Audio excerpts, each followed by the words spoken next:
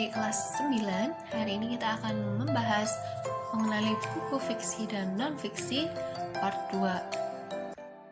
Sebelumnya, kita review materi dulu ya. 1 minggu yang lalu kita telah membahas tentang buku fiksi, buku non-fiksi, dan metode SG3R. Lalu, contoh dari buku fiksi diantaranya yang sudah dibahas yaitu ada cerpen, novel, dan roman. Lalu kita akan memperdalam yang bagian tengah, yaitu tentang cerita rakyat, tenlit, hikayat, dan fabel. Kita bahas tentang cerita rakyat terlebih dahulu. Cerita rakyat. Cerita rakyat adalah cerita yang berkembang di masyarakat. Contohnya yang ada di sini itu adalah Klenting Kuning. Lalu ada lagi Nyi Roro Kidul. Itu adalah cerita rakyat. Kalau tenlit itu seperti novel, tapi jangkauan pembacanya adalah anak berusia belasan tahun, teen. Nah, itu kan berarti puluhan ya, berarti ini maksudnya 10 ke atas sampai 20 tahun. Mengisahkan tentang kehidupan remaja. Sedangkan hikayat itu adalah cerita yang berkembang pada zaman dahulu dan bersifat istana sentris atau berbau keistana-istanaan. Lalu yang fabel, tentu kalian sudah tahu. Fabel itu adalah sebuah kisah yang tokohnya itu adalah seekor binatang. Nah, dia memiliki sifat seperti manusia, berinteraksi, dan punya konflik, dan lain sebagainya. Itu adalah contoh buku fiksi. Lalu materi hari ini adalah tentang contoh buku non-fiksi, peta berpikir, dan resensi. Contoh buku non-fiksi apa saja? Yang pertama ada koran, skripsi, tesis, disertasi, resensi, jurnal ilmiah, dan buku pelajaran. Kita akan memperdalam 4 hal dulu ya, yaitu koran, skripsi, tesis, dan disertasi. Oke, langsung saja. Ini contoh-contohnya. Koran itu adalah surat kabar, tentu kita sudah hafal ya. Lalu selanjutnya ada disertasi, tesis, dan skripsi. 3 hal ini adalah sebuah karya tulis non-fiksi yang dikerjakan oleh mahasiswa yang menempuh jenjang pendidikan tertentu.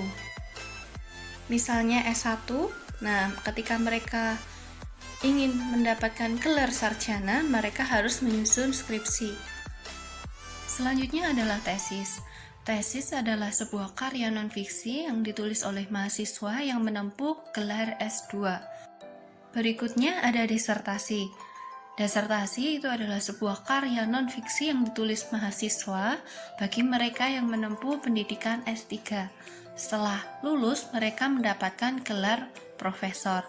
Jadi urutannya, S1 itu adalah sarjana, S2 adalah magister, S3 itu mendapatkan gelar profesor. Submateri berikutnya yaitu peta berpikir. Peta berpikir atau peta konsep adalah sebuah bagan yang mempermudah kita mempelajari suatu hal dengan membuat klasifikasi setiap hal yang kita pelajari. Agar lebih jelas, kita lihat saja contoh di bawah ini ya. Contohnya, buku terdiri atas buku fiksi dan non-fiksi. Buku fiksi terdiri atas cerpen, fabel, dan novel. Buku non-fiksi terdiri atas koran, skripsi, dan resensi. Nah, itu kan tercabang, buku terbagi jadi 2, lalu buku masing-masing terbagi menjadi 3. Nah, itu adalah namanya peta konsep. Dari satu hal diklasifikasikan menjadi berapa, itu cabangnya itu, lalu diklasifikasikan lagi menjadi berapa lagi. Nah, itu adalah peta konsep. Submateri berikutnya yaitu tentang resensi. Resensi adalah tulisan yang mengulas sebuah karya.